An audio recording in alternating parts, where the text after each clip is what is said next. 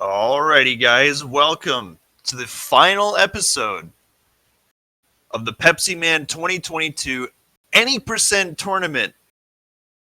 Except it's not actually any percent. We're going to be playing cutscene percent, the meme category, where it's just any percent, but we watch the cutscenes. So both these runners actually agreed to switch to cutscene percent for the sake. for the sake of the finals. And it looks like we're getting started right now, and we need to be... So right now you actually get to hear the cutscene for stage 1-1. So we're going to be watching every cutscene. No matter if it's a boss transition cutscene or a cutscene that plays prior to every scene. And a scene is basically like every set of levels. They want Pepsi! And the word is that they're just about to riot. I plan to head over there as soon as I can fix this plan. But it looks like it's gonna take some time. Can't you do something, Pepsi Man?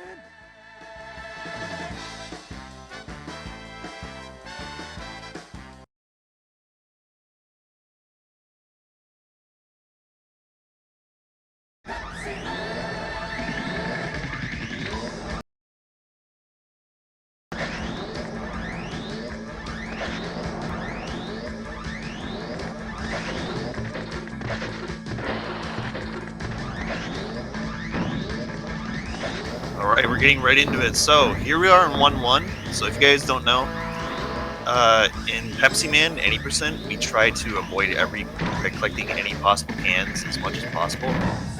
Opti is seeming like he's actually already on pace to get 0 cans, although this... Okay, he passed it. So, getting past that, the bulldozer with the swinging arm is really hard. Stage 1-1, it's actually like a super huge reset point in actual 80% runs. Opti gets past it no problem because he's a god. And Jonathan right now, he is... he's keeping up, but he got some cans, so it's a little bit unfortunate. He's already going to be behind coming out of 1-1. So Jonathan is about 1 second behind. He's going to be 3 seconds behind coming out of this cutscene, which is very unfortunate starting out with. But just because he's behind by 3 seconds now doesn't mean that it's going to stay like that for the entire run. Pepsi Man is a game where the odds can flip in your favor on a dime, because one death can spell either a lead or a loss between two people, and it's pretty great. So coming into 1-2, same thing. This is probably one of the easiest levels in the game to get canless, because it's just laid out in a way to where every can is spaced out as far as you can possibly get it. So essentially, both these guys should not be grabbing any cans, especially in this skateboard section where, even though it's a one-hit KO, it's very easy to avoid every obstacle, especially if you just stay on the left side. And both these guys are pretty much neck and neck right now in this level. Of course, Opti is a little bit more ahead, but Jonathan, as far as the actual in-game time is concerned, they're actually keeping up pretty consistent pace. Now Jonathan misses a dash coming out of the skateboard section, which is, I think it loses about a second if you don't dash. So he's probably going to be losing another second behind Opti here just because of that.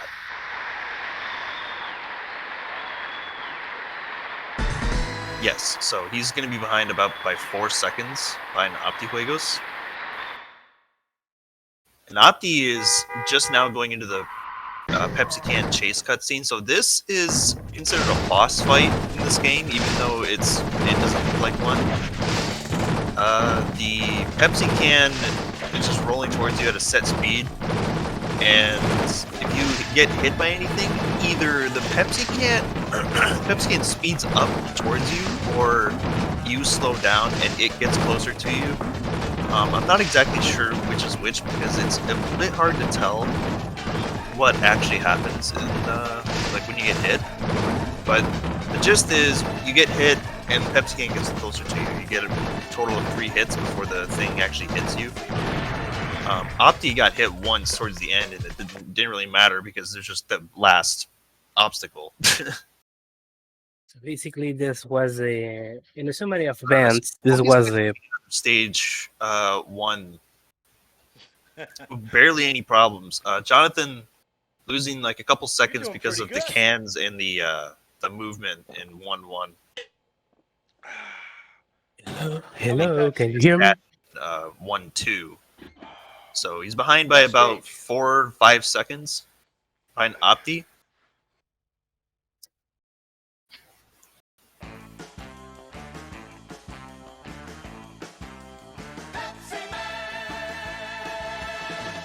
Pepsi Man!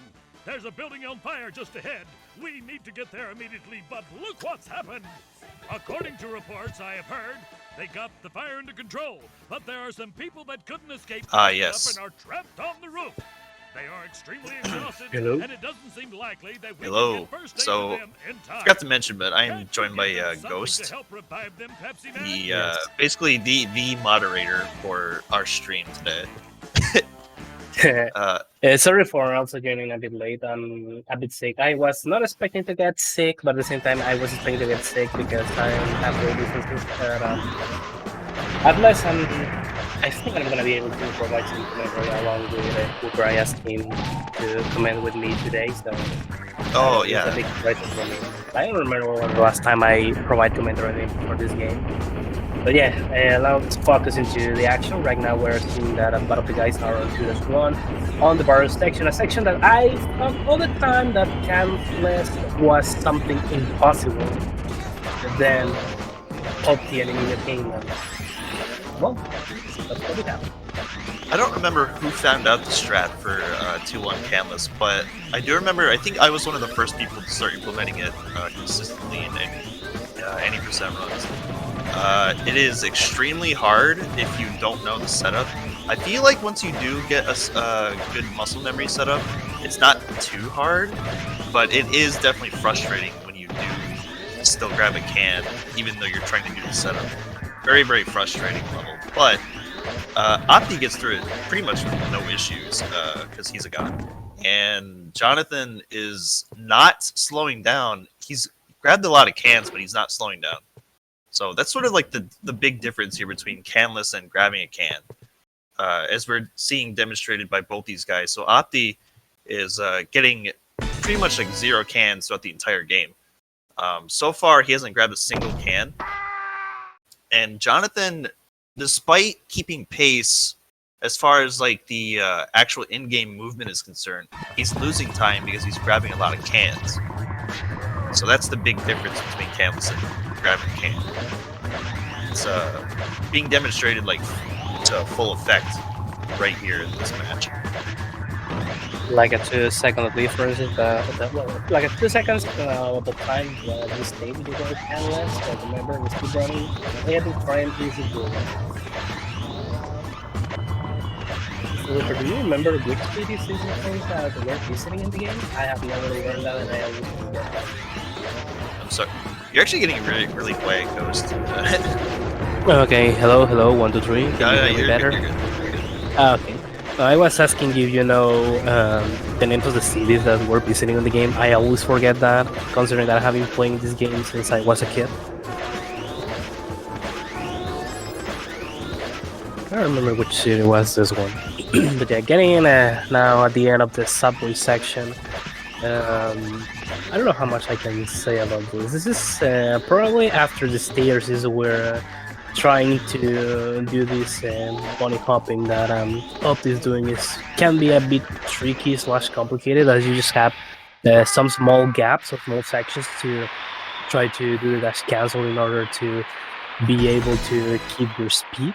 So we are seeing here that Jonathan is deciding to go for the safer / kind of mildly common way to complete the section without those jumps, because otherwise you're going to be having a reduced gap in order to keep doing this strat, and dying on this last section is really punishing on this game.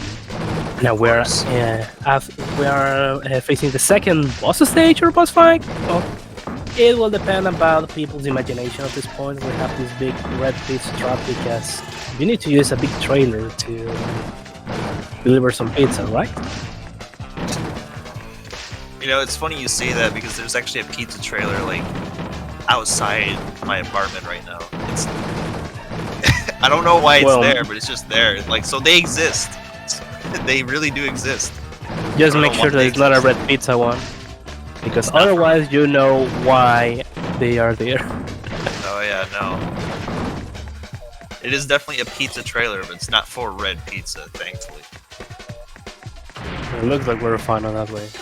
Now that I'm mentioning that, I think that's the first time I listened to somebody saying that they have seen a pizza truck. I think I have never seen one of those before. I've seen a few, but then again, this is America. We have pizza trailers because everybody wants pizza. Well, I'm from a third world country, so memes happen. Rip. Anyways, so Opti and Jonathan both got out of stage 2-3 with no issues at all. So right now, essentially, the game is being tilted towards Opti specifically because he's not collecting any cans, and his movement is slightly more optimized than what Jonathan's going for right now. Jonathan, at the end of 2-2, he may have done like a wider turn, but he did actually curl in at the last second. So he did like a wide turn, and then he went inside the turn. So he kind of like cut through the turn a little bit. So something that I need to bring up before these guys go into stage 3-1 is a tech called cornering. So cornering is when you stay on the inside of a turn to minimize as much travel time as possible. Now, you might think like it doesn't save that much time, and you'd be right if you weren't going for IL records. And for stage 3-2 specifically, cornering saves you like literally seconds because it actually, you know, it's so cracked. Like staying on the inside of a turn literally just reduces so much travel time to the point where you go much faster just by staying on the inside of a turn. Now, right here, when Opti goes for truck skip, you can see that he actually hugged the inside of the turn to try and line himself up better for it. Which, by the way, Opti got truck skip, so that's a huge deal. Just starting out right off the bat. Jonathan has a can already, and it's a bit concerning, but he's gonna get this truck skip no problem as well. Yeah, no, there we go. Both of them got a truck skip, so this is like saving 10 seconds on each side. I remember I believe it's like 15 seconds, actually. I remember the first time I got this in 80% run. My 3-1 time went from like it dropped down to like minus 15, you know, and I think it was just because of the truck skip. It's pretty huge. Wait, that's what I call a big save. But something I also need to add is that I felt a bit uncomfortable with what Opti has done on the first section of the stage. I was just seeing danger on the screen, and I was feeling that I was gonna get hit at some point. Oh no! Oh. No, he got hit. He got cans! Oh my god! Okay, definitely this is something good for Jonathan, because with these small mistakes that Opti got, definitely he's gonna be. Well, now Jonathan's gonna be a bit close to Opti. Not so much like the big time difference that one of the runners have, but considering that Opti failed the car wash skip, and at the same time he grabbed 2 cans of Pepsi at the end, this obviously this just translates into losing more time. So it's gonna be slightly helpful for Jonathan. So what happened there is Opti got hit, and then he grabbed some cans. So with both those combined, he lost about 5 to 6 seconds, which is pretty huge considering the gap between these guys is already kind of small to begin with. I mean, like, none of them have really made like a huge mistake. Like, Opti, despite losing 6 seconds, that wasn't a huge mistake. It was just a mistake. So the gap is a little bit closed, but it's pretty clear that Opti's still ahead. And both these guys are trying their hardest to just optimize the movement at the beginning of 3-2. So this is the only stage in the game where you can't not grab a can. So you will always see people grabbing cans at this level. because it's not possible to skip these things. Now, if there's a way to like skip entire stages, because that's like the only way I can see like being able to like optimize 80% any further. Like if you can skip levels, this is the level I'd probably try to skip the most because it just sucks. Like it's just totally bad.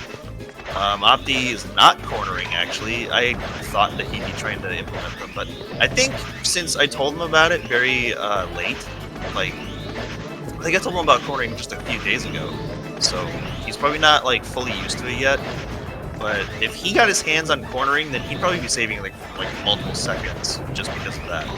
I'm telling you, it's extremely important, especially for a game like this where you're trying to save as many frames as possible.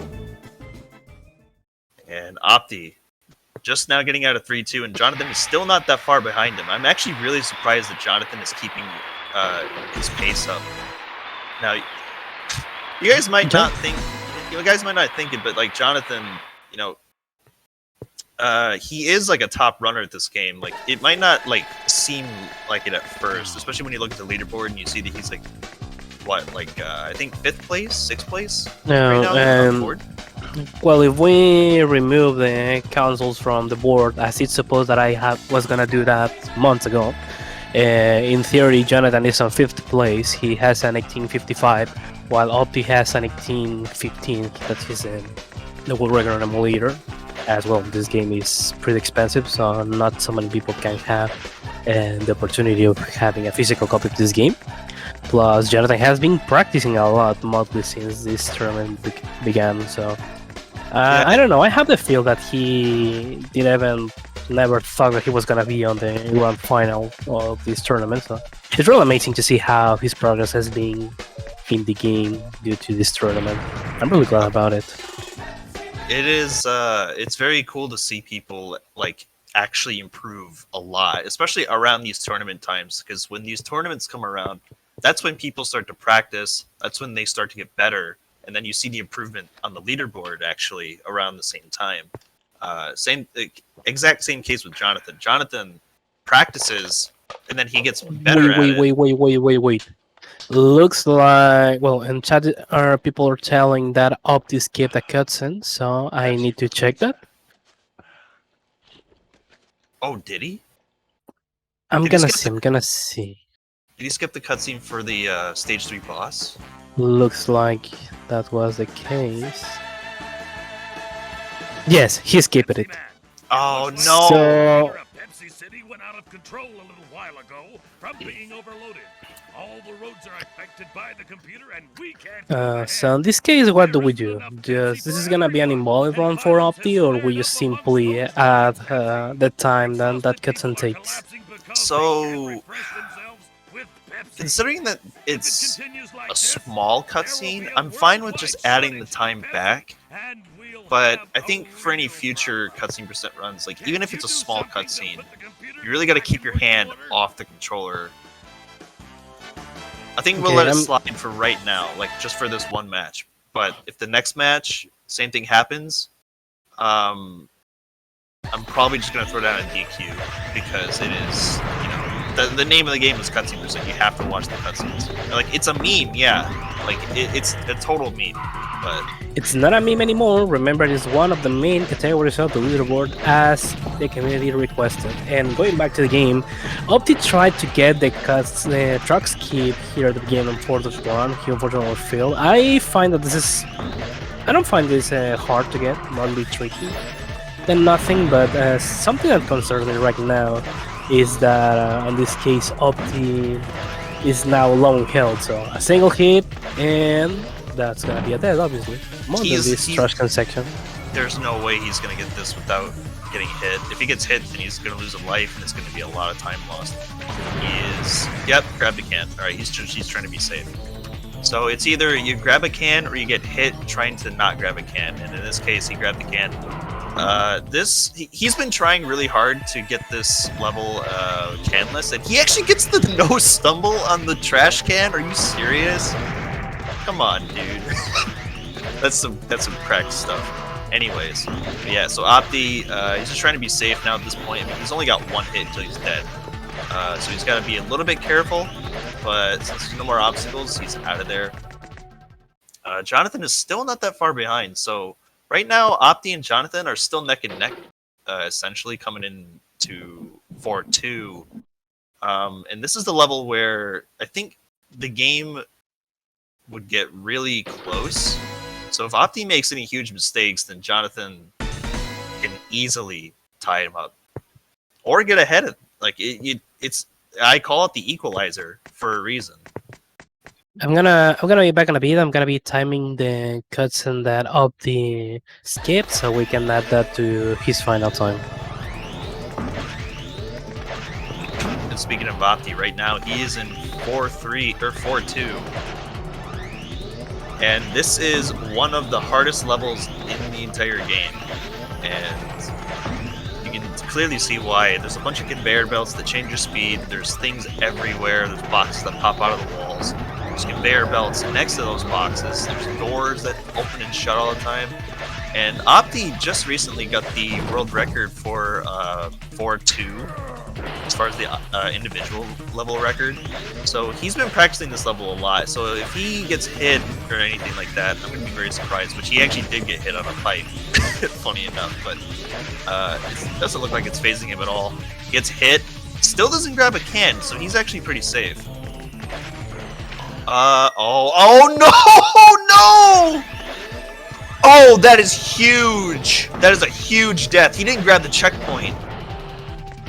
Oh no, Opti's actually behind now. That's why I call this the equalizer, because now Opti's got to play out of his mind in order to catch back up to Jonathan.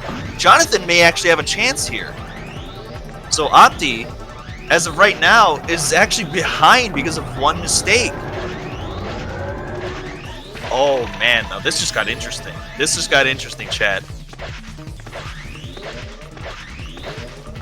This is anybody's game at this point. Jonathan, if Jonathan messes this up, then he is officially, well, if Jonathan doesn't mess this up, then he is officially ahead at this point.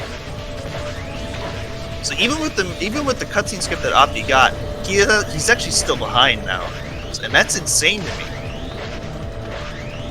So Jonathan, at the very end of 4-2, can he close this out? Opti gets hit while going to try to do the door skip. Jonathan gets out of 4-2. Jonathan's ahead at this point. He might actually win this first round.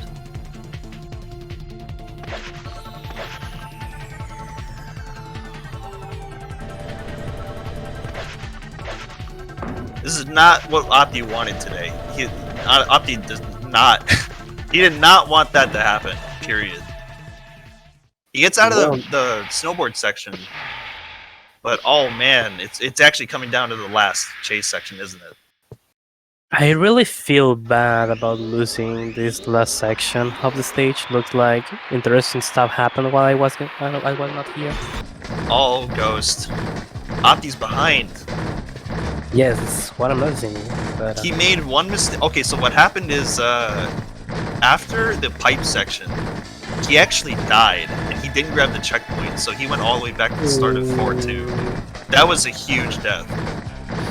Absolutely ginormous. So actually, even though Opti skipped that one cutscene before the for the 3-3 chase section, he actually still is behind. So it really goes to show that if you mess up at 4-2 in any way, and what Opti did was extremely risky and it did not pay out, which is very unfortunate.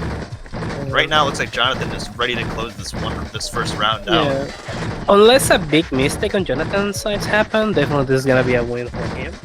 Oh no, it's already over. It's already over. Jonathan's got this. Yeah, that's it. Jonathan wins the first round. So I have a doubt here because Jonathan doesn't have a PB of this category, so maybe this can be a PB for him, or I don't know exactly. But well, with the time that Opti has lost, well, that has saved because he forgot to don't skip a cutscene. It was just 14.3 seconds, but since Jonathan finished first, that's now pointless, meaning that well, Jonathan got the first point. I don't think that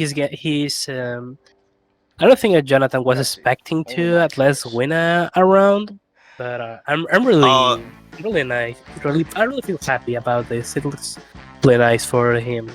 This is happening. You can see him like popping off in the webcam. That was pretty funny. You love to see people actually like get hyped for this, and that like understandably so. I mean, this game is extremely nice to like play well in, especially in a race setting like this. So, Jonathan wins the first round unexpectedly, by the way, because he was very behind up until Opti died in 4-2. That's why I say that 4-2 is the equalizer. It can always change the tide of the match, and it did in this one's instance.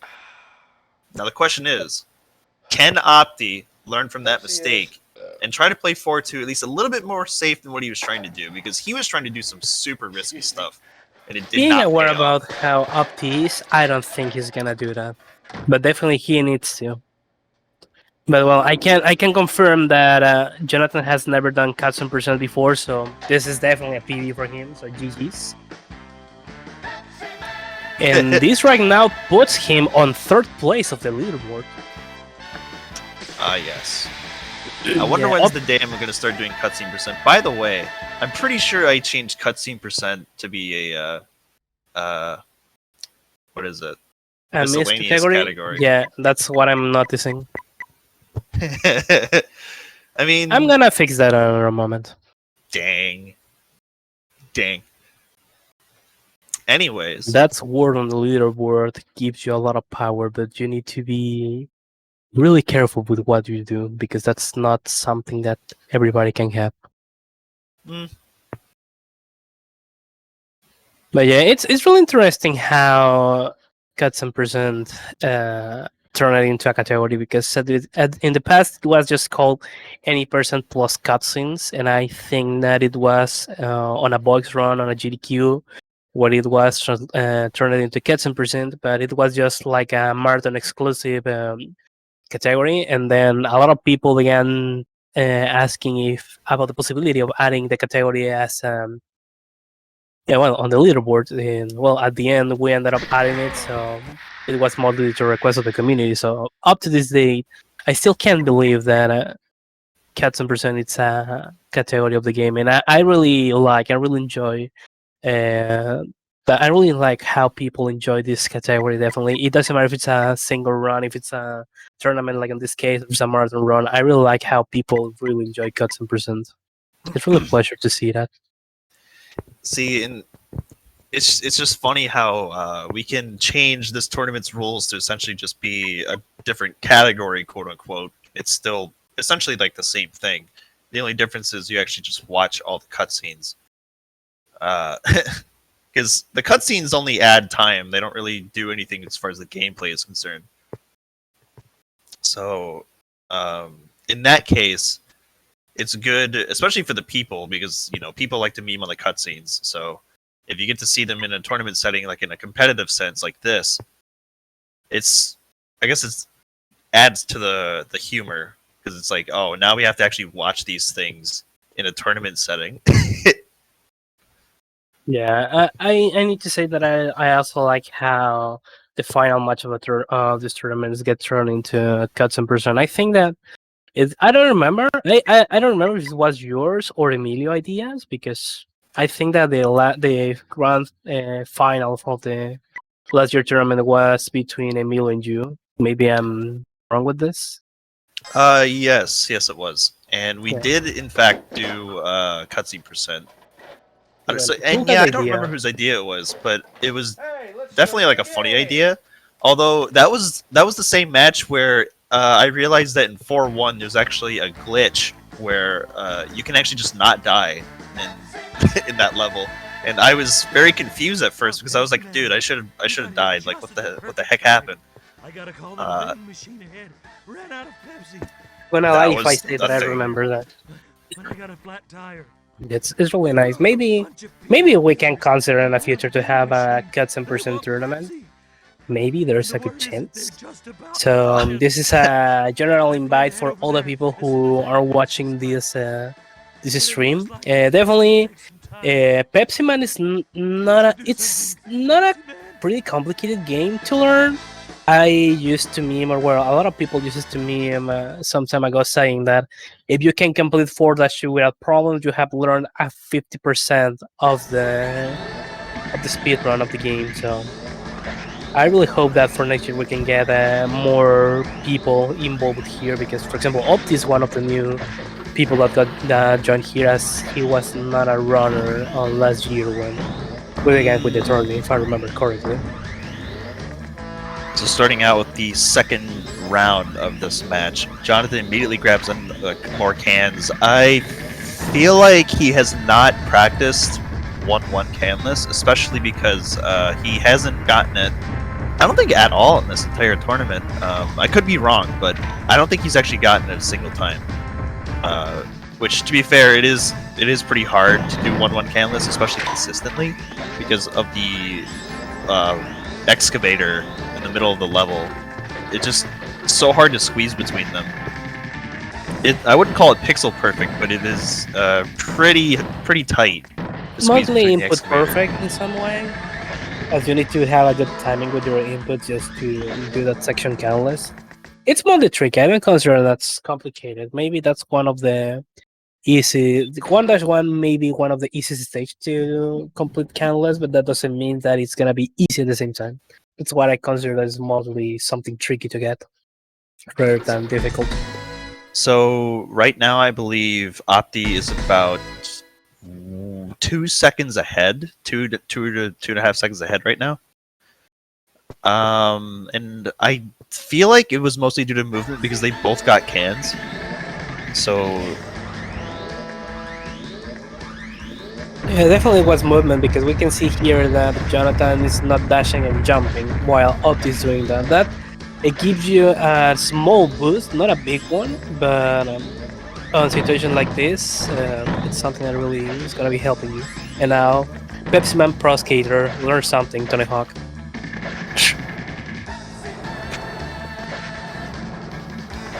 now, unfortunately, there isn't really like a way to speed this section up. It is quite literally an auto scroller. Like the only way that we can really save any time here is just to go as straight as possible.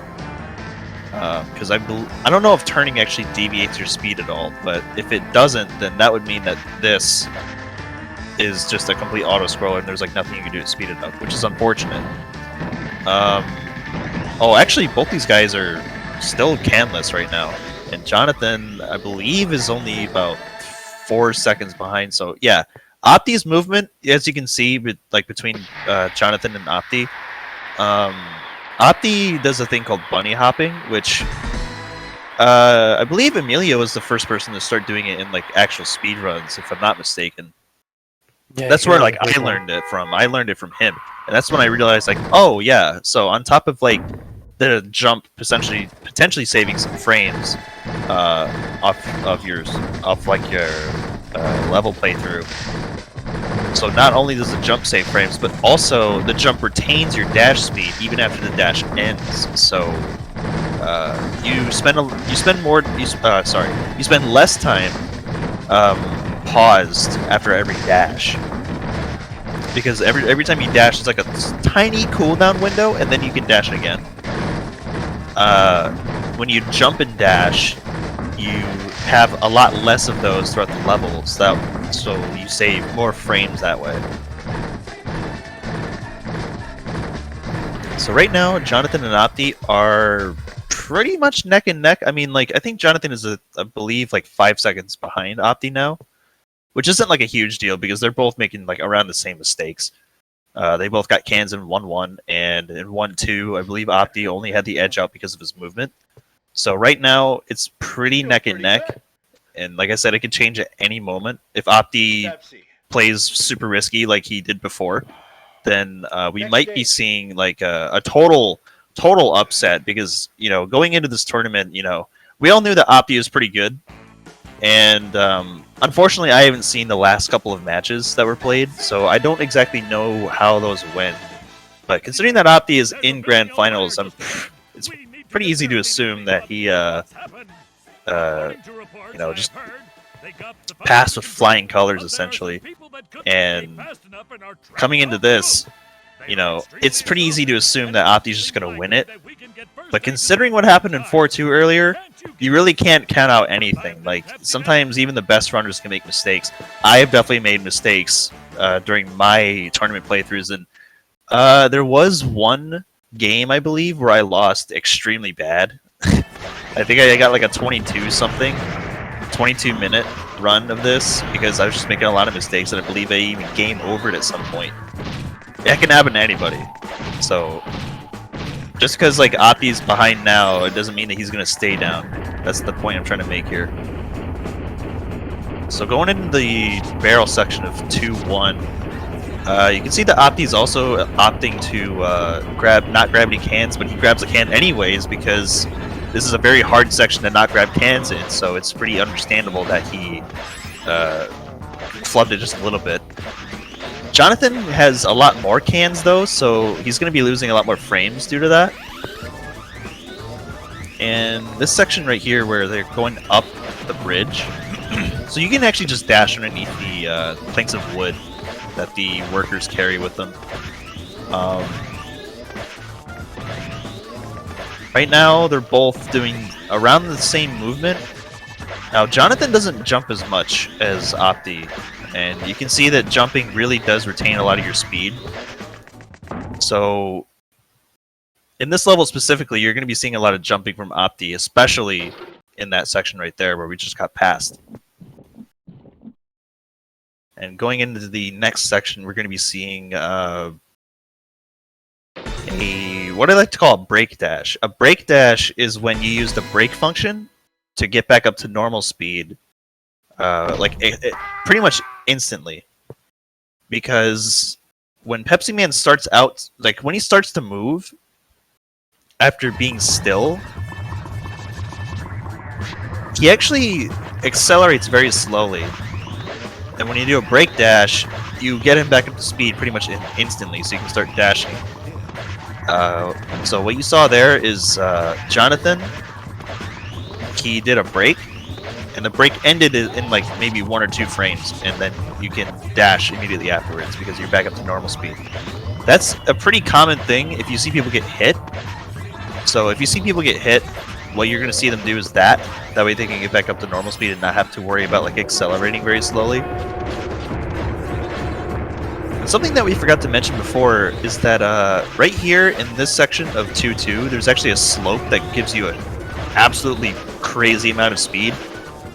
And what they do after that is they try to jump as much as possible to retain the speed, because like I said, you jump, you retain a lot of the speed that you get from like anything that you have on the ground.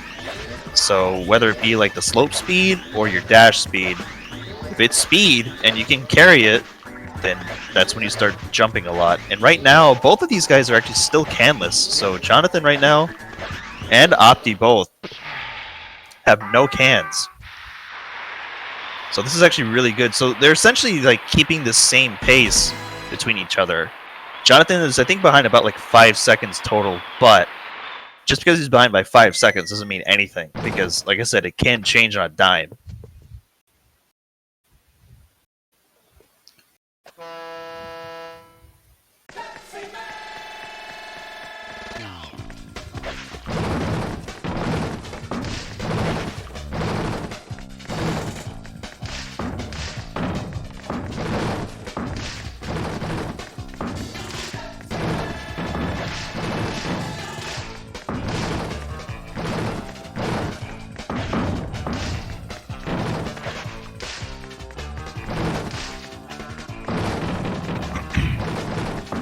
So right now in 2-2 or 2-3, we're seeing the the cheese strat, where you just sit in one spot and you can basically just run through everything, like without even thinking about it. Stage 2-3 is one of the hardest chase sections, but it becomes super easy when you realize that you can stay in like one spot for half of the chase and then another spot for the other half of the chase, and it is just completely trivialized by that.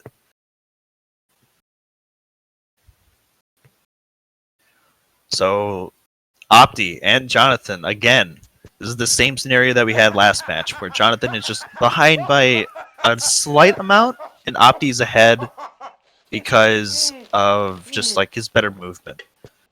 Now, just because he's got better movement doesn't mean anything. At least not right now. You know, if he doesn't make any more mistakes throughout the rest of the run, yes, it doesn't matter. But what matters most is that you don't make any mistakes.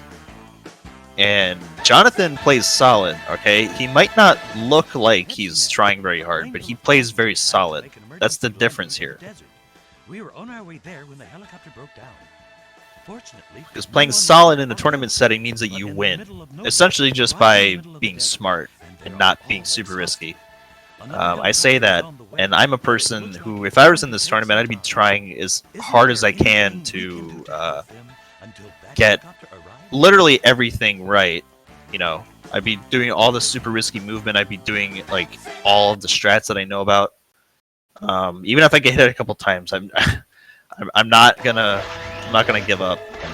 That's just how I would play if I was in this tournament. Which, sadly, I couldn't enter this year because I had an injury and it was sustained for a little while. But I got better over time, so I probably could have entered. But at that point, it was too late. So I just decided to be the commentator for this year's tournament. We'll see what happens after this. But anyway, so now we're in 3-1. Opti's going to go for the truck skip again. Very nice. Gets it. Jonathan has one can going into truck skip. Opti probably could still lose this. I mean, not lose it, but he could still probably mess up the end. So what Opti's going to try to do is he's going to try to go through the car wash at the end without getting hit, and while trying to not grab a can, which is extremely hard. It is not consistent at all, at least in my opinion, because even if you line yourself up perfectly before the car wash section, you can still get thrown off of the angle you're trying to go at just because you are... Well, actually, just because, like, it's just whenever the game feels like turning you into the car wash. Now, I could be wrong about it being consistent, or inconsistent, rather. But in my experience, I don't think I've ever actually landed it consistently. And it could be a console problem. Because I believe I ran this on standard disk speed, and it was perfectly fine. Opti actually gets canless, so he's actually going to be saving a lot of time over Jonathan right now. Because 3-1 canless is pretty huge. So Opti is going to be saving about 2.5 seconds over Jonathan coming out of this cutscene.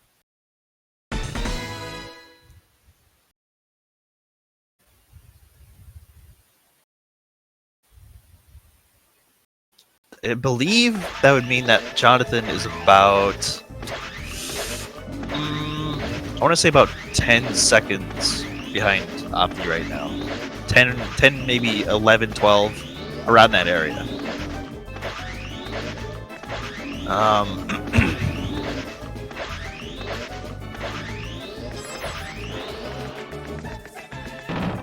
So Opti is avoiding cans, even though it doesn't really matter. Now, what you may notice is that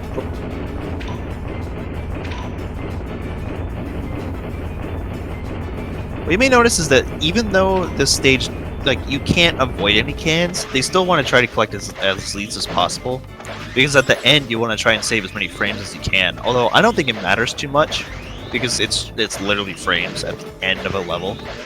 After you're already done with it, so in my opinion it doesn't matter too much. But I can understand why they would try to, like, minimize the amount of cans they try to collect as possible, because even though it doesn't matter a whole lot in this stage, you can still probably get ahead by a few frames just by collecting, like, you know, slightly less cans than the other guy. Which right now they're actually around the same Pepsi can count. I mean, that could change totally, but Jonathan is still keeping a solid pace. So this is what I mean by, like, playing solid versus playing, like, super well. So Opti does crazy movement. Jonathan, I wouldn't say his movement is, like, super crazy. I mean, like, he's still fast, but you can see that, like, he doesn't really jump unless it's needed. And you can see here that, like, he doesn't... Oh no, Jonathan gets hit coming out of the door. So you have to dash through that door or slide through it, because if you don't, then you get hit. Opti does not skip this cutscene this time, so that's great. That means that this run is potentially not a DQ. So yeah, Jonathan, unfortunately, he's not coming out of this with any time save. I think he's actually losing some time here to the split. However,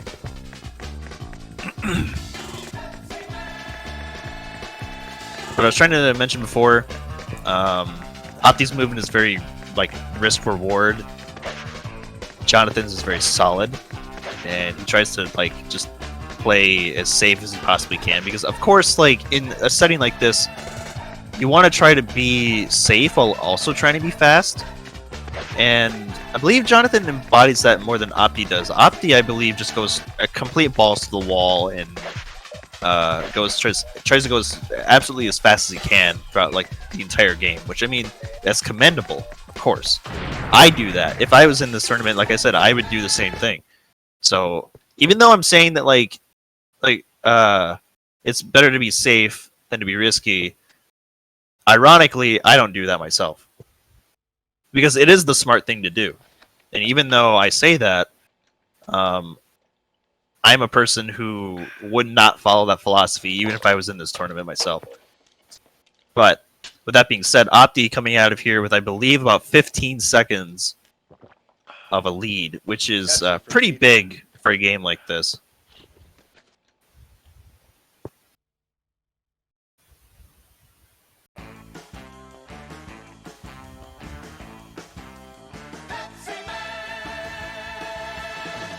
Pepsi Man! It looks like the main computer of Pepsi City went out of control a little while ago from being overloaded. All the roads are affected by the computer and Pepsi we for can't pizza. move ahead. There isn't enough Pepsi for everyone, and violence has flared up amongst those. So, I don't know why that cutscene plays here, because clearly the Pepsi for Pizza would be great if it came after the second stage, where there's a literal pizza truck chasing you. But you know, I guess that was just a missed opportunity on the devs' part. All they had to do was to swap the cutscenes around, and you'd be fine. Regardless, Opti is now going into 4-2, or I'm sorry, 4-1, the first stage of stage 4. And what you're going to be seeing is he's probably going to try to do the truck jump again. So, oh no, he doesn't go for he doesn't go for the truck jump. He learned from his mistake last time. He lost, I believe, about 3 seconds because he didn't get the truck jump, which is understandable. Like, that truck jump is a little bit tight. It's not hard, but it's just really tight, and you can easily mess it up. So Jonathan, I believe, he's not going to do that because he's smart, as I've said. Very smart, very solid. He's going to go for the 4-1 truck skip, which is extremely easy compared to the 3-1 truck skip. So that one, like, I believe it only saves like maybe a second or two, but it is definitely worth going for because the Pepsis that fly out of that truck are random. Meaning you're not going to know which position they're going to be at. And Jonathan gets hit. That's unfortunate. So I believe Opti's actually going to come out of this with the bigger lead. So we're going to see Jonathan get into the trash can section. Opti's coming out of the trash can section, and he's definitely going to be moving on to 4-2 if he keeps his movement up like this.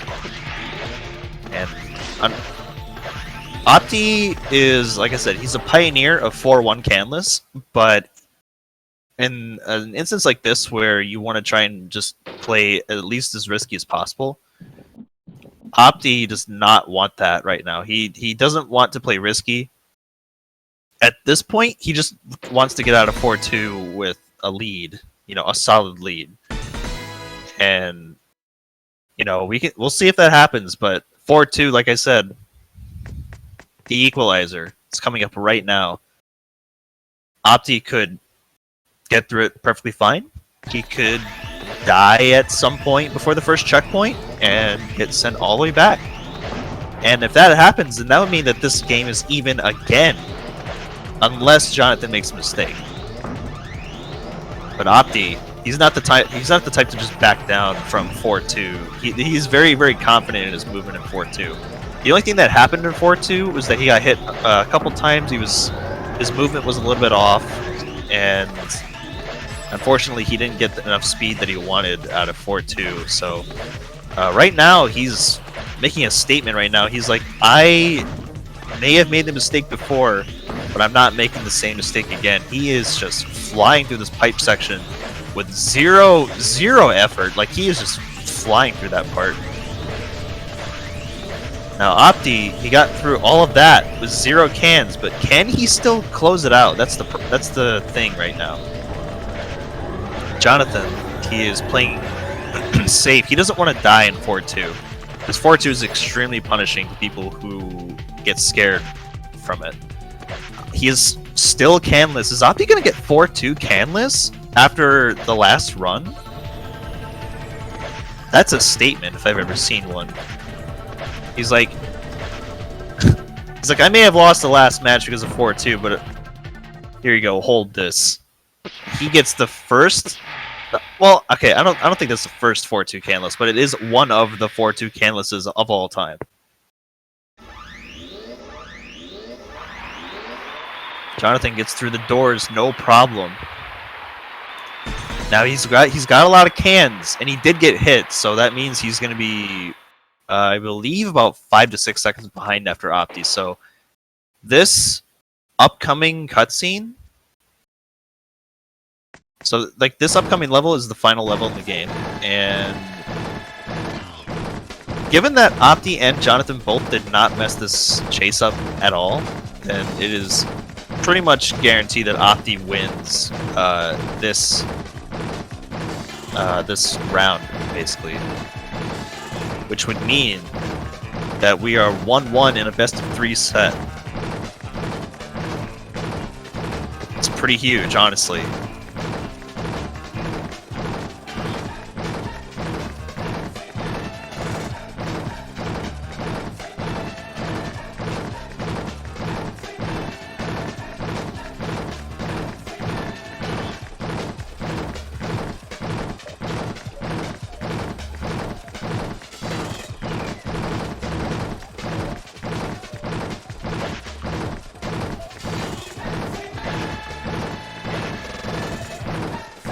Alright, there we go. Opti with a 23-10. Huge improvement from the last run, which was a 24-02 with the skipped cutscene, which I believe would be more of a 24-16, 24-15 if we added the cutscene time back.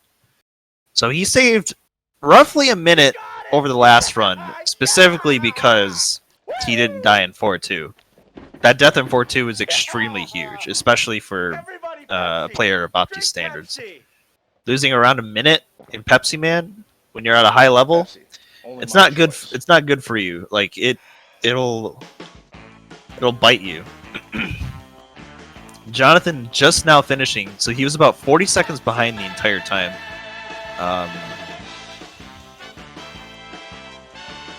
Oh, that's a world record?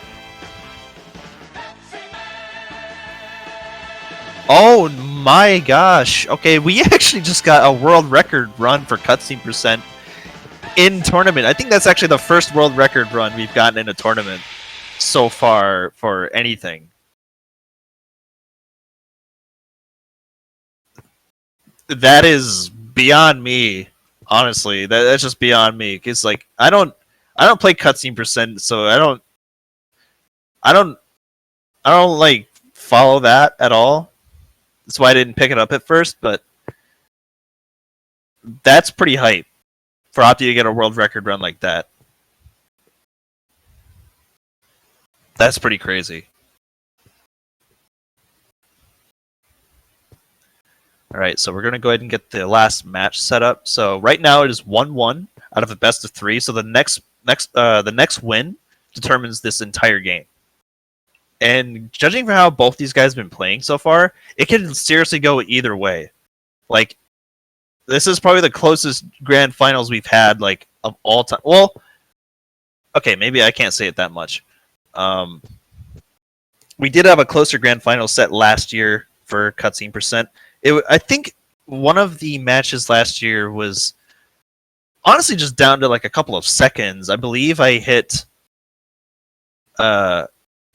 I believe like last year we had something like what was it, like it was like a 1917 for any percent, and then It was me and Emilio. Me and Emilio were racing, and then I believe I hit a 1917, and then he hit a 1919. But on Racetime GG, it was almost It was almost like the same time. Like I remember, I hit finished, and then he hit finished as soon as I did, and I was like, "Oh my gosh, what happened?" And I'm like holding my head. I'm like, "Oh my gosh."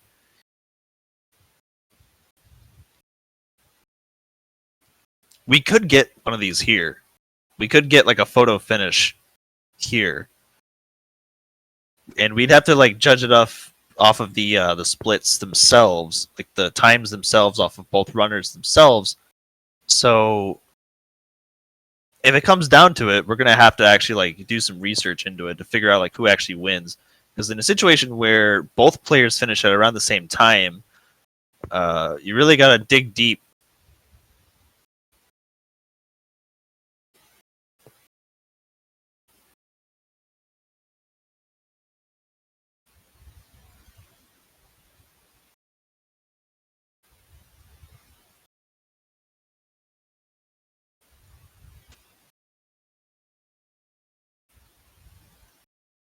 Okay, so we've got ourselves set up, and we are ready to go.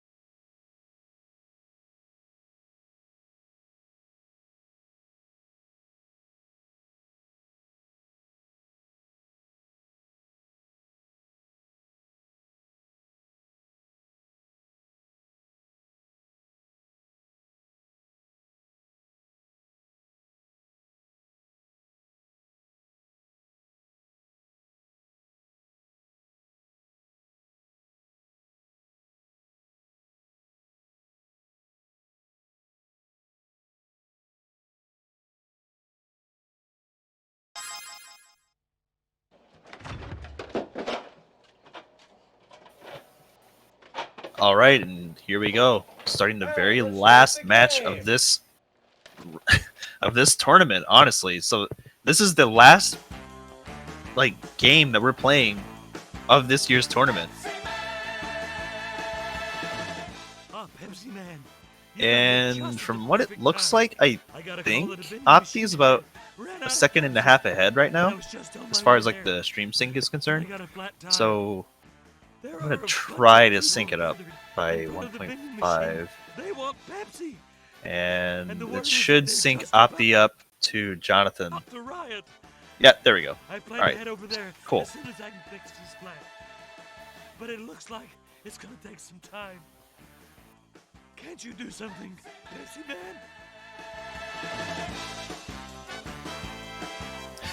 So it is completely synced up. So here we go. Jonathan's into it. You can see him. You can see him moving around.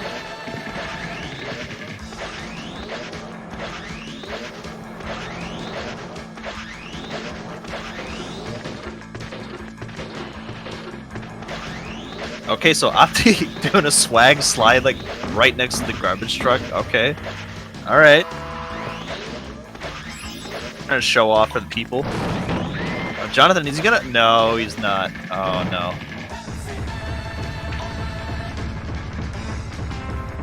Alright, so Opti and Jonathan both have grabbed cans, so Opti is only really ahead right now because of his movement. When you play Pepsi Man, it's essentially two parts. There's the movement part, and then there's the not grabbing any cans part. And they're both equal parts necessary for the speedrun. Now, when people first start out with any percent, of course they're just going to focus on movement because that's what you should do. Is focus on movement, because movement is probably the most important aspect over not grabbing any cans. However, when you start getting to a top level in this game, or approach top level, that's when canless starts to get really important.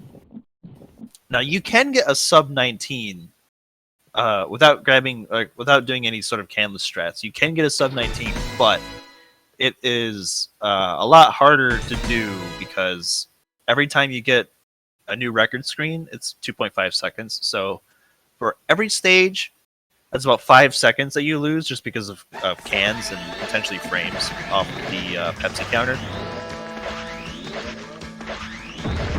So, let's see, 5 seconds, 10 seconds, 15 seconds, 20 seconds over the course of the whole game. Add probably like maybe another second because of frames, and you got about 21 seconds that you lose just because of canless. Now that's just being like, you know, that's just like doing like fast math in my head right now, because I know that the new record screen costs about 2.5 seconds. I've timed it, and it is consistent. So it was about 20 seconds by grabbing cans throughout the entire game. It's a pretty huge deal when you look at it like that. That's why we try to avoid cans as much as possible, because it really does add up over time. Like, that's like 20 seconds you could save if you got like no cans throughout the whole game, which is impossible considering that 3-2 is a thing. But regardless, speaking of cans, Jonathan grabs 1 can in 1-2. I think that's the first time he grabbed cans in this entire set. So it's a bit unfortunate. The 1 can spells 2.5 seconds, which means that Jonathan, I believe, right now is behind about 5 seconds because of both movement and the cans. So we're going to see that right now. Coming out of the boss section. Jonathan gets hit, so like I said before, in these chase sections, I don't think getting hit slows you down at all. I believe what happens is the boss like object just gets closer to you, that's it. Which, if you look at it like that, it's not like a huge deal, because like Opti got hit towards the end and it didn't really lose any time. So I don't believe that I've lost any time to these chase sections as long as they don't die, because I believe they're just straight up like automated auto scrollers. So with that being said, both of them get out of stage 1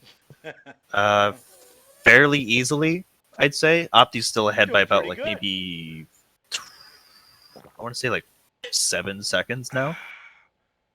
Have a Pepsi. Next stage.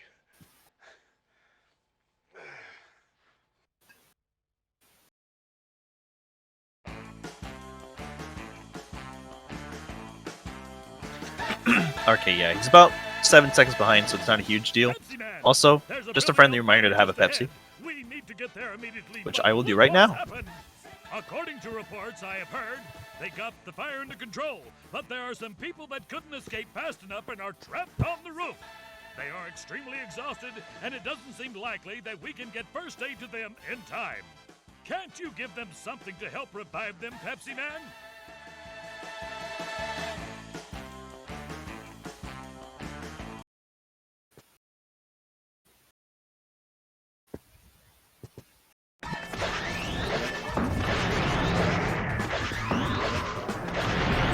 Alright, so now we are in 2-1. We're gonna see if Opti can actually get the canless this time and not lose a bunch of time. Jonathan does not opt to do canless 2-1 because I don't believe he's practiced it that much. Opti grabs a can, it's already over at this point. You may as well just grab some more cans. This section is extremely difficult to get canless in, so I'm not surprised if they grab cans at all. I'm actually more surprised if they come out with 0 cans, because it's just that hard. It's definitely one of those things that can like mess you up a little bit if you grab a can, because it's like, oh no, like I grabbed the can, like that sucks. Like, but all you gotta do is just keep a clear head. Like, okay, I'm losing like 2.5 seconds. All right, I'm just gonna hold that and move on. So Opti's just gonna try to finish this out. You know, you may have not gotten canless, but it's not a huge deal if you can just like keep your movement consistent. So like after you got the first can, it's not like a huge deal if you grab any more, because like I said, you lose like literally frames every time that you collect a can. So, oh, Jonathan falls into the hole. Oh no! Oh, that is huge time loss for Jonathan. That is unfortunate. So it's probably like one of my favorite death animations in the game is where you trip and roll forward and then fall into a hole. Now it's funny in that sense because like just on its own it's funny, but in the context of a race or a speed run, it is extremely unfortunate to see, especially because like as soon as you trip and fall, there's basically nothing you can do to stop yourself. Like he will just keep rolling into a pit no matter what. So Jonathan is going to be very behind after this. I'm not exactly sure by how much, but the only thing that can really even the game out is if Opti makes a similar mistake, which I'm not going to count on, but it will. It could happen. It could happen. That's all I'm going to say. And speaking of Opti, he's actually in 2-2 right now, going down the slope. So this slope right here, it doesn't really matter if you dash or if you just walk down the slope. It's the same speed. This slope, however, that Opti just went down, gives you a mad amount of speed. And you can see that he's actually jumping a lot to try and maintain it as much as possible. After a while, it will actually go away, because every time that you land on the ground, your speed will decrease, because this game has momentum. What you want to do is carry the momentum into every jump. But if you know the point in which you need to start dashing again, then you really won't lose any speed coming out of that slope. Opti right now is just he's just playing really well. He gets a 109.33 coming out of that, which is extremely good. Jonathan gets hit twice in 2-2. This is not looking good for Jonathan right now. He's canless still, which is a good thing. That's like the one thing he needs to hold on to. But getting hit twice, that loses about maybe 6 seconds, I believe. So Jonathan right now is struggling a little bit.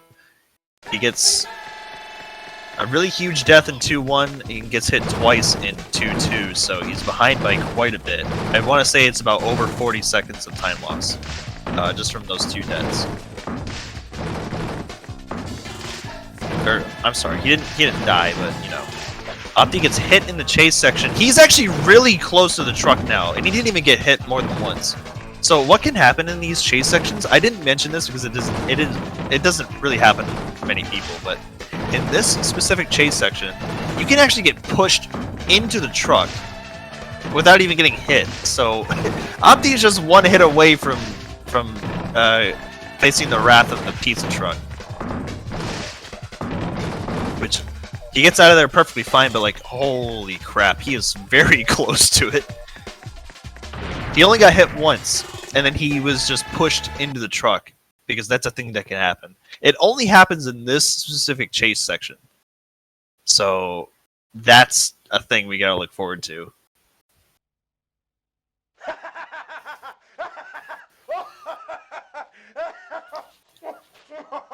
The Pepsi guy is very into what just happened to Opti. Pepsi for TV game.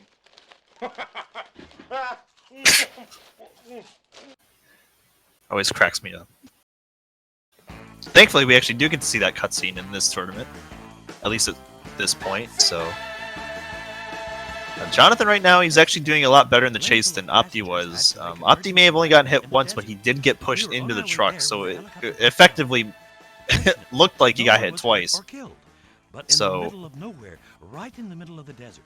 Jonathan, I believe, is I believe he's about 40 to 50 seconds behind. It's pretty huge. Like you can see the difference right now. This is probably the biggest gap we've had so far between like both runners.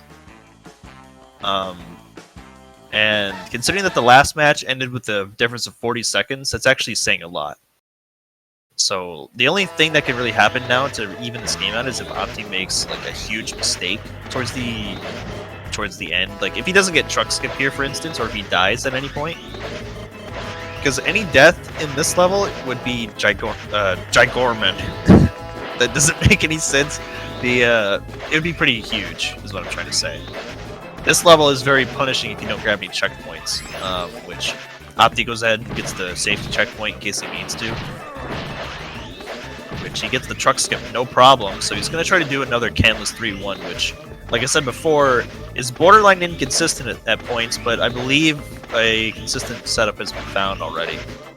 So I may need to get back into that in case I need to start improving my own world record. But anyways, Opti gets through this part, no problem. Grabs a safety checkpoint, no problem. He is out of here. Now, if he dies in this section, especially towards the end, like if he gets hit by any like stray biker or whatever, it's going to be a lot of time. Jonathan right now in 3-1, he is... Oh! That's new.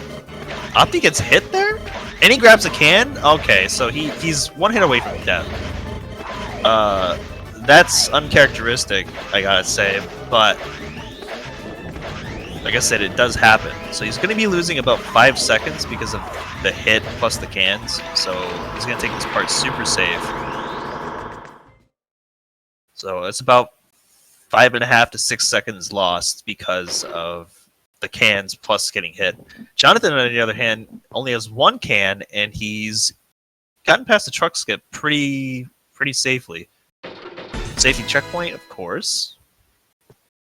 Now, it doesn't lose that much time to skip the checkpoint. However, if you do skip the checkpoint, it is a little bit faster. However, it's also a lot riskier, especially in a tournament setting, to skip that checkpoint. Because if you die, you go all the way back before the truck skip, which is pretty huge. So it's just a huge amount of time loss, no matter how you look at it. So Opti right now is in 3-2, which means that we're going to be seeing more of the barrel section. Now, this barrel section, like I said before, you can't skip any cans, no matter how hard you try. The only way that you'd be able to skip any cans in this level is by just skipping the entire stage period, like a level warp or something, which we don't really know of at this point in the game's life. I wouldn't put it past the game to have some sort of like level warp. Like, if you just glitch the game into thinking that you're in a different stage, then it will most likely just put you in that stage afterwards. That's the only thing I can really theorize, but that's just wishful thinking at this point, because I would love to see a sort of warp glitch in this game for any percent. That would change the game pretty significantly.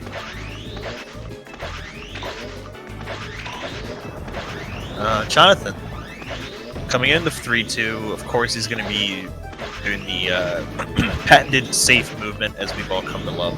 And Opti is almost towards the end of the level, so I think we can go ahead and assume from the time difference between the two.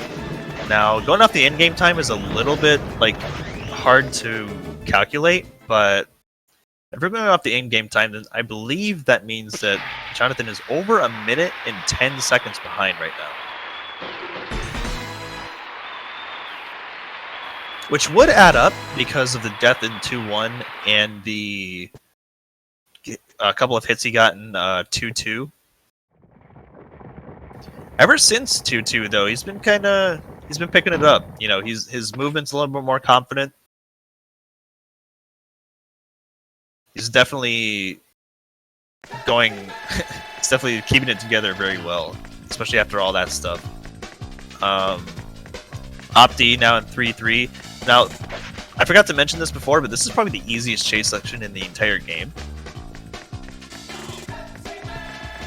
This is definitely one of the easiest chases because you can just easily react to everything that's coming at you.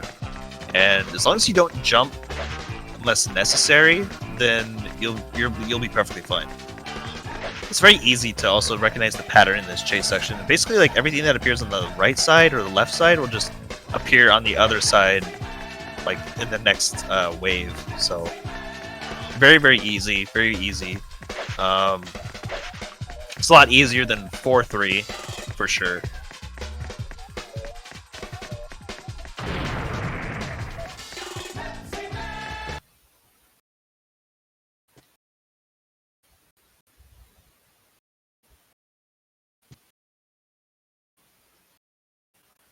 All right, so here we go.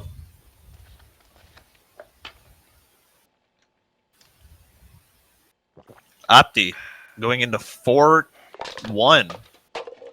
on a very good pace, actually. Now, I believe he's also... I think he's back on warp pace with this. Pepsi for pizza. I could be wrong, but I believe this is warp pace. Again. We'll see coming into 4-1 what kind of pace he's on. But it's looking pretty good from what I can tell. Pepsi Man, it looks like the Jonathan right now is right at the end of 3-3, so all the roads are affected by the computer and we can't move ahead. it's coming into 4-1 right now. He's got to watch the cutscenes. But after that, it's fair game at this point. Because really, after this cutscene with the policeman, there's really no more cutscenes to skip. Because after the final chase section, that's the end of the run. So as soon as this cutscene's over, we're going to be seeing Opti play out of his mind, essentially, because he just wants to close this out as much as he possibly can.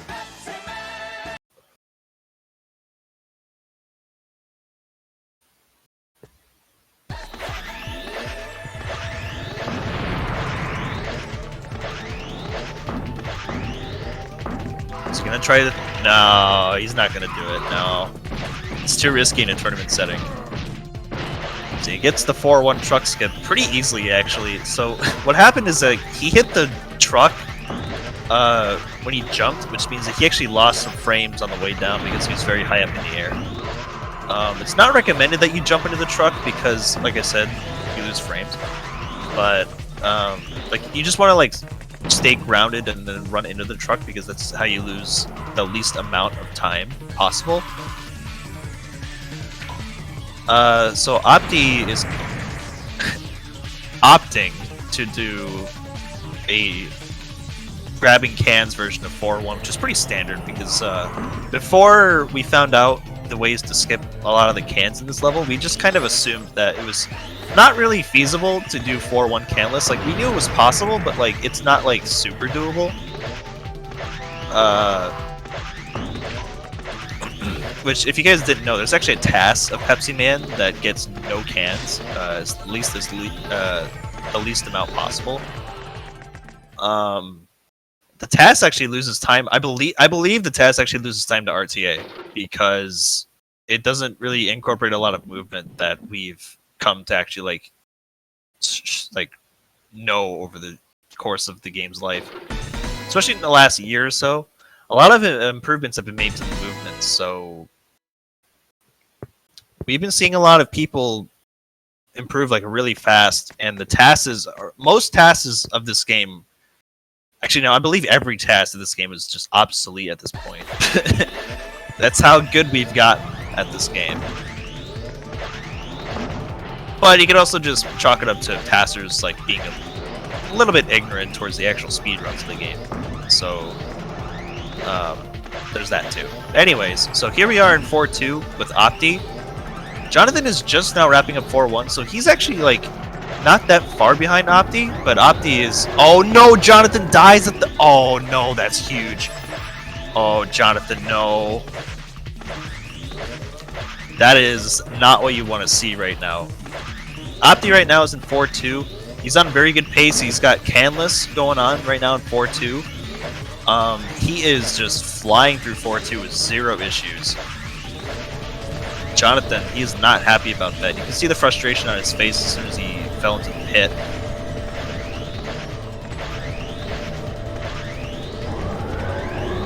Opti is about to close this one out, so the only thing that can really like open this up for any sort of tie is if Opti messes up this skateboard section, which is not a huge deal considering he got the checkpoint. So even if he does the checkpoint, he's going to be ahead by about over a minute still, which means that this race is I don't want to say over already, but it's pretty huge. And Opti gets canless 4-2 again in the same race. That is ginormous, honestly. Probably like the best performance we've seen so far from this game. At any point, I believe. So Jonathan is just trying to get through this first opening section without really getting hit. It's very scary, especially if you're not comfortable with it. So what we've seen here is Jonathan is playing solid because he doesn't want to die, which is perfectly fine. And Opti gets out with 0 cans, and super optimized movement, which means that Opti is probably going to get away with another runaway whir. This might world record, although I'm not exactly sure. We got about 30 more seconds until the world record ends, so we could be seeing a back-to-back whir for cutscene percent.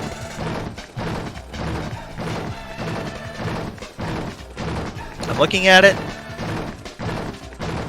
Could it be 10 seconds?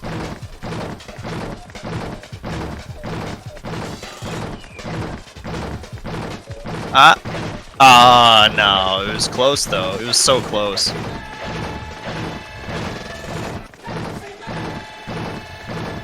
So about 23:15 for 23:15 for Opti. So that's like back-to-back, like near world record pace runs, both times for Opti. So Opti is our 2022 tournament champion.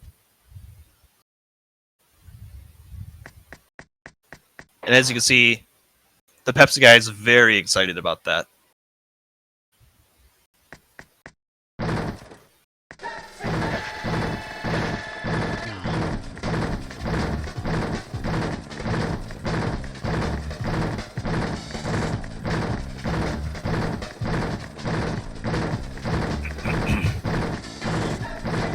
You can sort of see the frustration on Jonathan's face.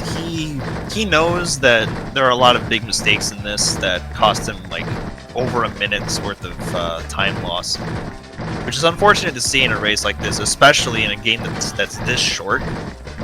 Any sort of minutes lost, like even if you lose a minute, that is just ginormous amounts of time. So it's unfortunate for Jonathan to fall behind as much as he did, but Opti really did show off like what the game can be pushed to, because if you ask me, I think he's probably the best player at this game, like just so far. I might have the world record in any percent, which is like the main category of this game, but Opti's been pushing the game outside of any percent, like just as far if it's like a individual level run, or if it's a miscellaneous category, or maybe even 100%. Although 100%, in my opinion, I believe is locked down like pretty tight because of Hano. Hano is a Japanese runner, and he only primarily plays 100% in this game, and he's gotten it down to about a 1936 on console, which is pretty huge. So it's I'd say it's pretty locked down at this point, you know. I've never attempted 100%. I don't think I ever will attempt 100% because it's just, I don't see the point in competing with that, especially because it's so good. Now, maybe in the future, we'll probably do a 100% tournament, which I'm not going to lie, 100% tournament sounds pretty daunting, especially because you go from missing every can to collecting every can. And if you miss one, well, you gotta die and then reset, which would cost a lot. So, thankfully, in 100%, you gain a lot of lives pretty quickly, because every time you collect 25 Pepsi cans in a single stage, you actually get an extra life at the end. So, anytime you have a multiple of 25, so if you get like 25, 50, 75, or 100, you'll get like 1, 2, 3, or 4 lives. Actually, if you get 100 cans, you get 5 lives, because it'll count up for every 25, and then it'll give you a perfect screen, which gives you another extra life. So you get 5 lives every time you finish the stage 100%. So it's pretty nice, especially for 100%, because you get a lot of chances to get more lives to try again in case you miss something. Alright, so with me right now, I got Jonathan in VC. So Jonathan, you may not have won this tournament, which, by the way, GG's. The showing that you did, especially in the first game, like I was very accepting that Opti was just gonna get like a runaway like 2-0, and obviously because you played solid and he made a very huge mistake in the first game. You're actually able to catch up ahead and played solid up to that point. So all I gotta say is GG's for playing as well as he did. And how do you feel now? Before you tell me, let me guess. Like he died at the end of like 4-2, and he didn't get one of the checkpoint, or maybe all of the checkpoint. Is that what happened in the first game?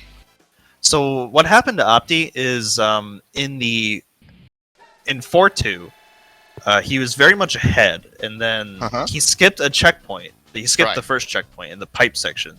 He died at the end of the pipe section after getting hit twice. So he lost time for getting hit twice, and then he died. So he got sent all the way back to the start. And from that point on, he was trying to play catch up. Right. Is it died because of he tries to avoid the cans while jumping, like just before the last checkpoint? Like is that, or he just I get believe hit three so. times? I believe so. Okay. Yeah. That jump is always tricky if you want to avoid the cans. Yeah. But yeah. Otherwise, yeah. Overall, but yeah.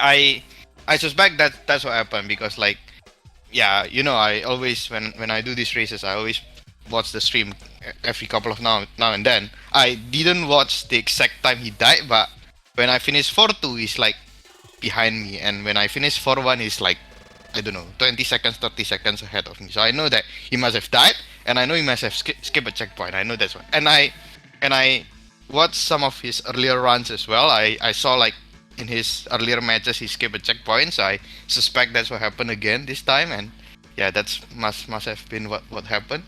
But yeah, otherwise, yeah, as you mentioned, like I didn't expect to win a game at all. Like I met Opti exactly like in the previous game, like in the winner bracket semi-finals. It's also a best of 3, and the result was 2-0 in that game. And yeah, basically on both the games he didn't give me any chances. Like it was sub 19 on that match. So I expect this match to be the same. But yeah, and then there was a bit of a drama where he skipped a cutscene there in the first game, and maybe that's kind of affect his performance as well. Like maybe he like have that in the back of his mind that results to his death. I don't know. But for the second and the third game, basically again he gave me no chance. Basically it's the same as the semi-final match where he. Yeah, even like his time is better than my BB, like far better than my BB. So basically, I have no chance. But yeah, I should probably say like at least I go to game 3. Like yeah. But yeah, I should probably like apologize if any of you like expecting a tight game 3 because yeah, my game 3 is very messed up. Like I died in 2-1 first, and then 4-1 I died again. Yeah, my game 3 is a mess. But yeah, at least like it's better than I expected. So like I didn't even expect to go to game 3. So yeah, that's why I feel right now. Well, remember to give your GGs to Jonathan, everybody. He did get second place in this tournament, which is a pretty big deal. Like, especially with the stacked bracket we had Emilio. And Emilio is also a great runner. Unfortunately, he didn't make it very far in this tournament, which has been unfortunate, because I did actually want to see him get far. But right. We did get Jonathan versus Opti, which is something I honestly didn't expect. Because like I honestly thought we were gonna get like Opti versus Emilio, because both those guys are pretty great, and also Opti, believe it or not, learned the game from Emilio. So, right. Yeah, I heard about that. Yeah, it'd be like a teacher versus student type thing. Right. Yeah. Yeah. Fortunately for me, Emilio is less consistent than myself and Opti. Like even when like last year when my PB is far worse, like I haven't done truck skip yet, and my strats are way worse last year. And even when our PB is like 1 minute like different, like I'm 1 minute behind like last year, I managed to win one game, I think, against him in a best of 3 match as well. So his his PB is like from last year or something, right? Like he haven't managed, like I think he honestly what I think is that he's obviously a good runner. Like his strats are awesome, but in terms of like consistency, he's worse than Opti and myself maybe. So yeah, that's why like in these marathon settings, I think yeah I can win. Like and yeah, he haven't got PB in the last couple of months or even years. I don't know when is his last PB, but yeah. So yeah, and actually like the loser bracket finals, like I met him in the loser bracket finals, right? I don't know whether you watched the replay, but yeah, it's yeah, he won the first game, but the other two games I won it. So it's not a clear win for me as well. Like it's a tight game as well between me and Emilio in the losers final. So but yeah, I managed to win it, and yeah, and again it's because of like I think he makes several mistakes on the second and the third game, and yeah, that's what happened. So I've said this during the stream multiple times, but playing consistently and playing solid is a lot better than trying to go for like the best strats all the time, especially in a race Right. setting where Yep. you can easily lose like a minute or something because of one mistake. Exactly the case with Opti. Opti lost a whole minute because he went all the way back to the start of Right. 4-2 because of one mistake that he skipped one checkpoint, and it could have been like a 25-second death, but it ended up being a whole minute because of one checkpoint. That's really the big deal with any percent as just in general, like with this game. Like if you skip checkpoints, you are going to have a bad time if you die.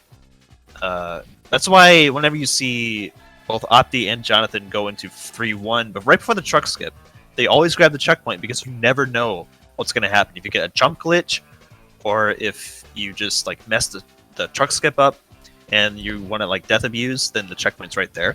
If you skip that checkpoint, you're going all the way back to the start, and you're probably going to lose. So it's best to play solid than it is to be super risky. But Opti's a player who doesn't care about any of that, and he just does whatever he wants, and he just does it with efficiency. It's crazy to watch.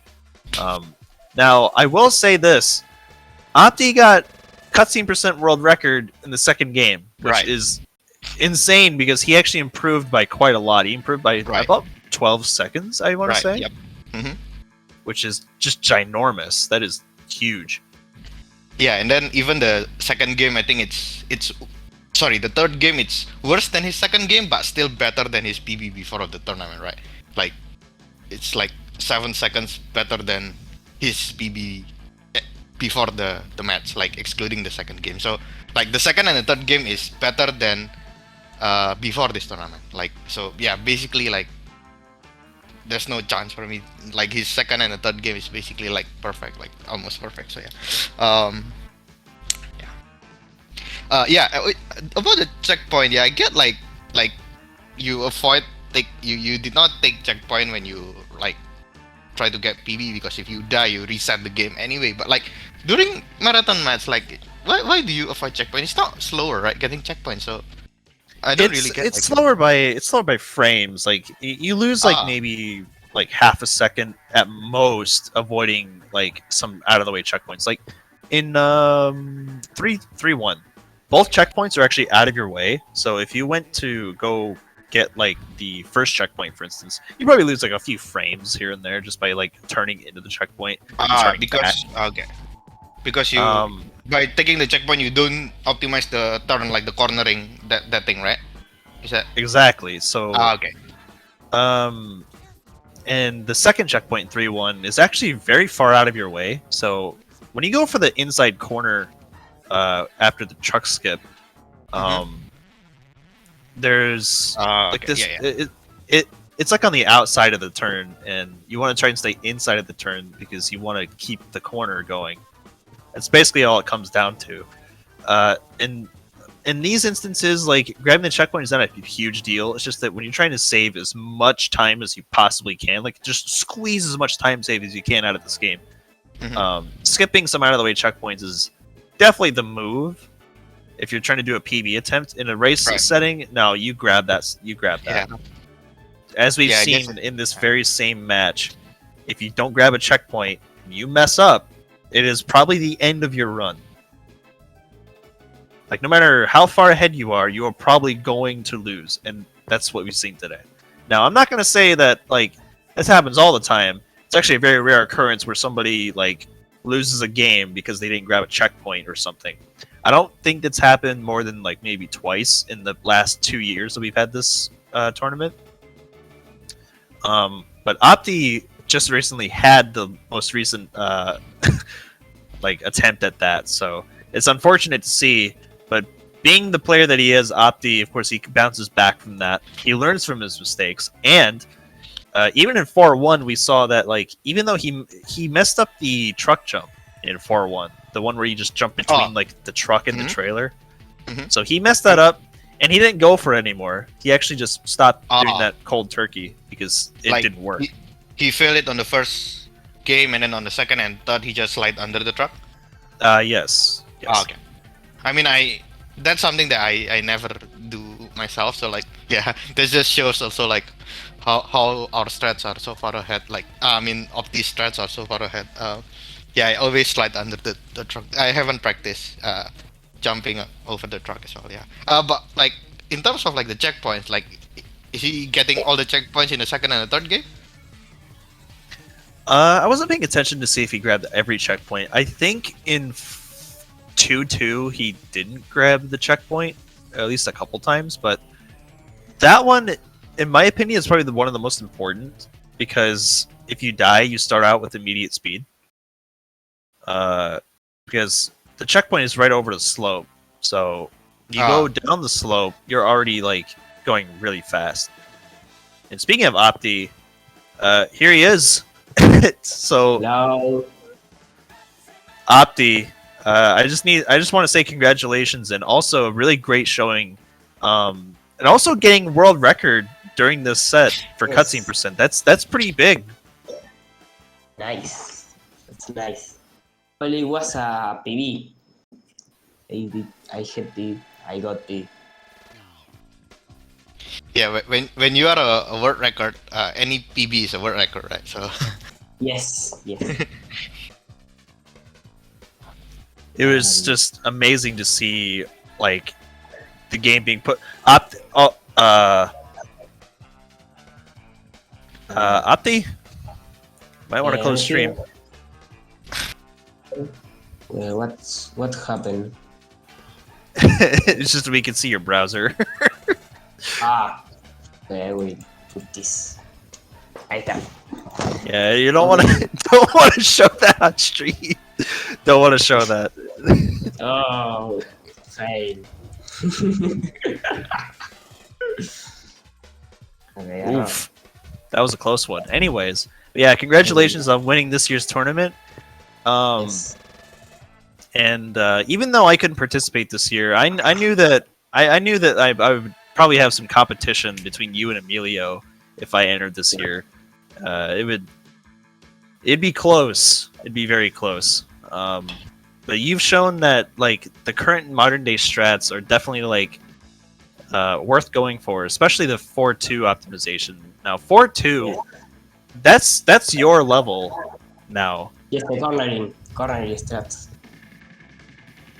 Like 4-2 has been optimized so much now that it's actually insane how like you basically lose no time doing canless. Well, before we have seen before, like Emilio, whenever he does 4-2 canless, you can see him actually like slow down a lot when he goes for it. Which right now it seems as if you found ways around slowing down in 4-2, which is nice because that makes it viable to do it in real like PB any percent attempts. So all I gotta say is like that's really cool to see, especially in a tournament setting. You actually went for 4-2 canless twice and got them both times. On the first round, on 4-2 canless, I lost. I choke. I don't know. I crashed, and I lost. I lost a life, and I lost the run because of that. I failed. yeah, we Mac Hooper and I were talking about you skipping the checkpoints and yeah, not really paid off on the first game, but yeah, on the second and third, you played really solid. So yeah, congratulations on winning the tournament and winning the match. Yeah, I think I need to go to the Spanish channel actually. Ghost asked me to go there. So yeah, yeah, probably yeah. I just say congratulations again. Yeah, Yes. you gave me no chance basically, other than the first game. So yeah, thanks for the great match. Thanks.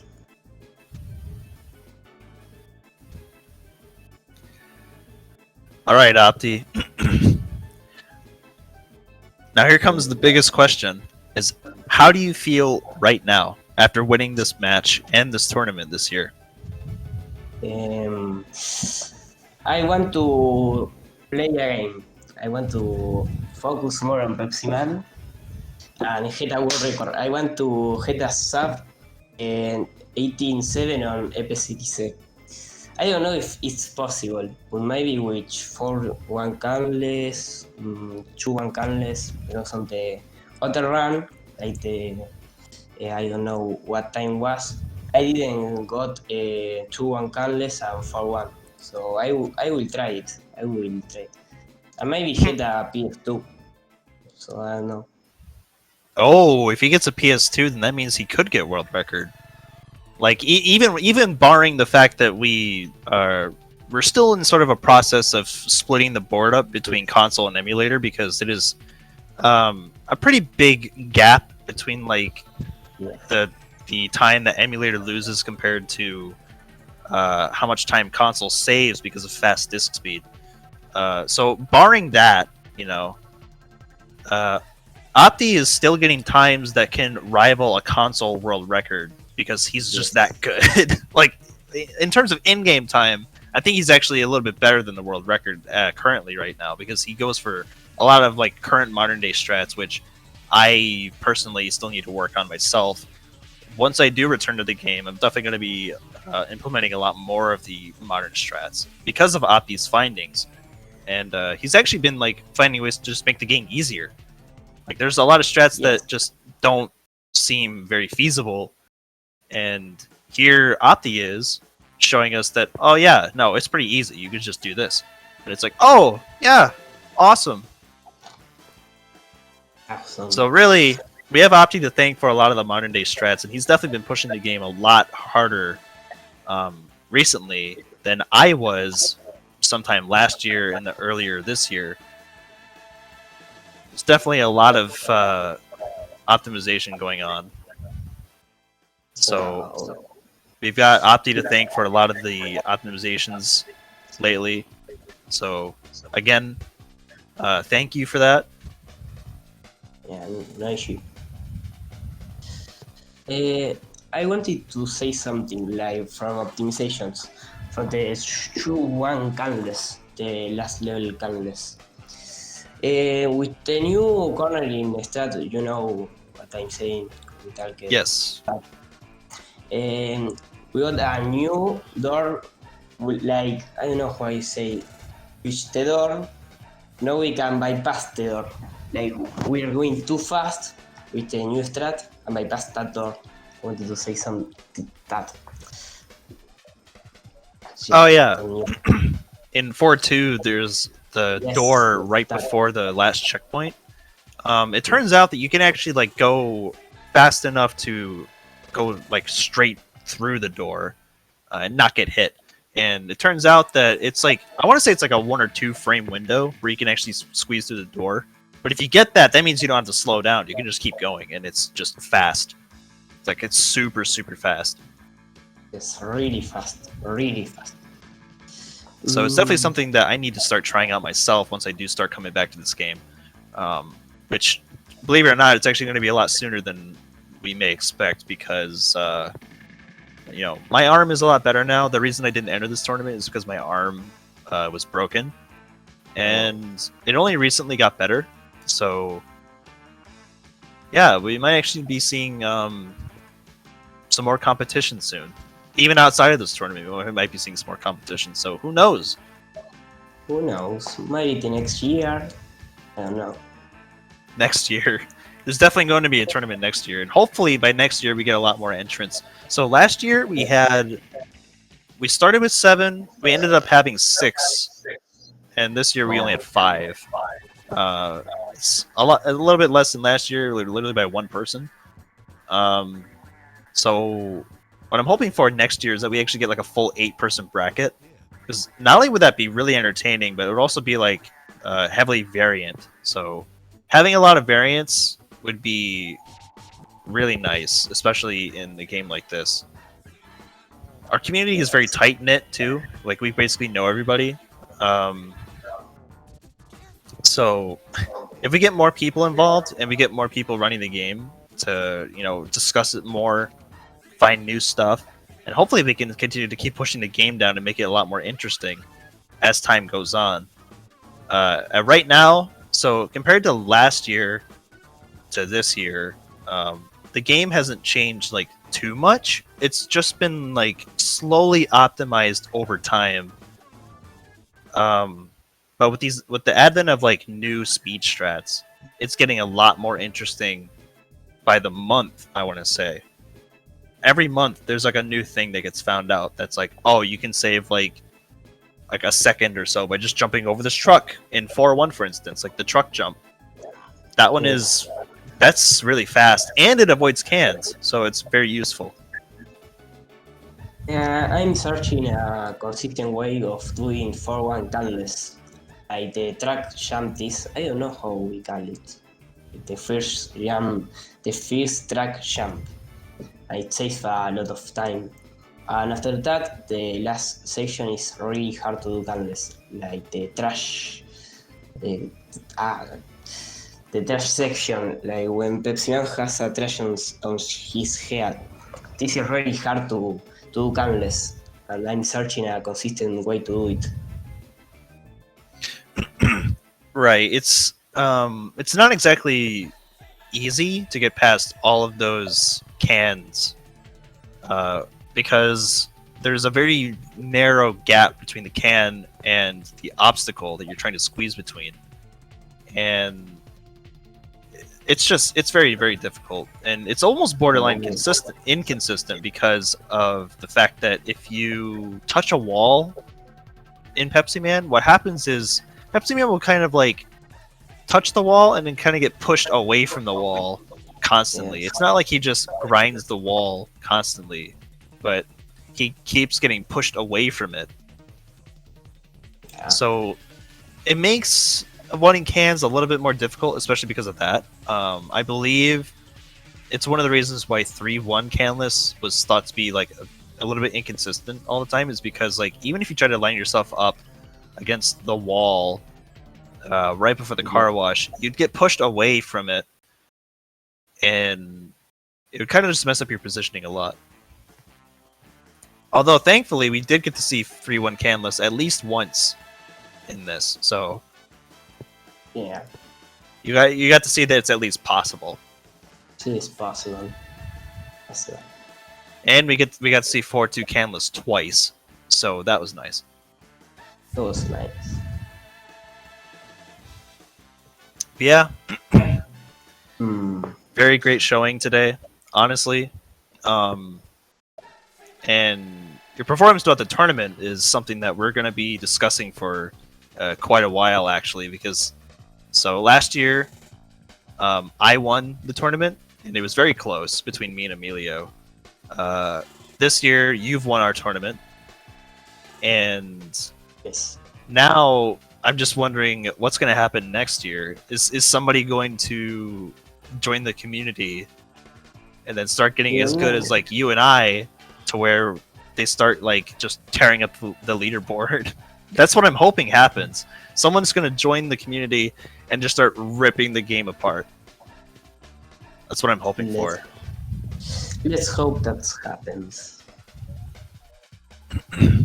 But anyways, I believe that's about it from us here at the Pepsi Man community.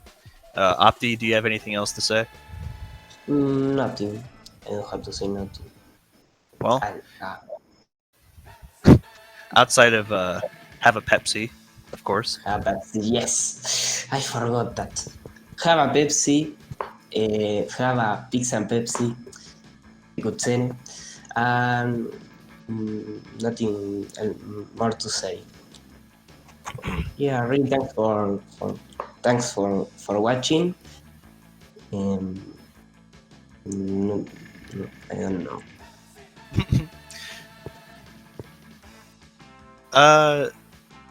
So everyone who came to watch the stream and for sticking around for this very long interview, like our interviews are infamous for being very very long. uh, so it's like for a game that's this short, we have very long interviews. Sometimes the interviews go on for a lot longer than the game is actually played. So yeah, but anyways, so that's about it from us here at the Pepsi Man community. And again, I just want to thank you all guys for watching.